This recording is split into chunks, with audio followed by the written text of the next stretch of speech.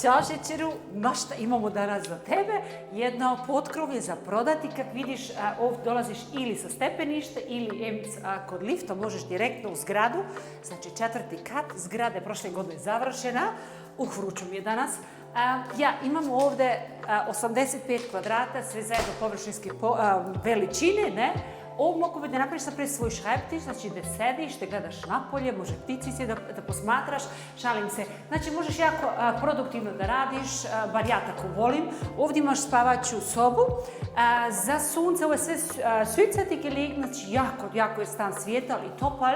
Vamo imaš jedan špajz ili begebare garderobe.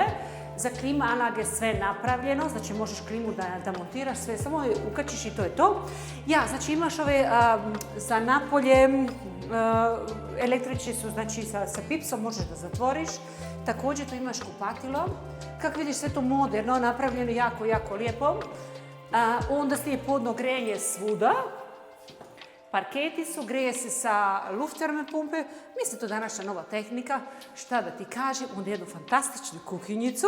Ovaj Bautrega, znači svaki stan te prodaje sa kuhinjom, stvarno su moderne i kvalitetne, ne? Ovdje se nalazi primača soba, gdje goste primaš. I onda jedna velika terasa. Šta reći? Blago meni, 26 kvadrata imaš ovdje, možeš znači da se sunčaš. U Hofsu unutra, znači ništa ne čuje se od Donateljaštrase, iako je ona normalno bučna, ali kako vidiš, sad samo radi u Bauštela se čuje kran, u suštini ništa drugo. Ptičice možeš da slušaš, komšije da posmatraš. Dobru komšinicu, šalim se. 26 kvadrata, 85 kvadrata imaš, znači stambene površine, imaš u stan podrum, imaš kuhinju, stan možeš odmah da dobiješ.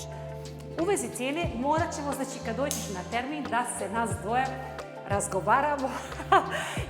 Javi nam se samo kod Glasarom partner imobile. Ugodan dan ti želimo.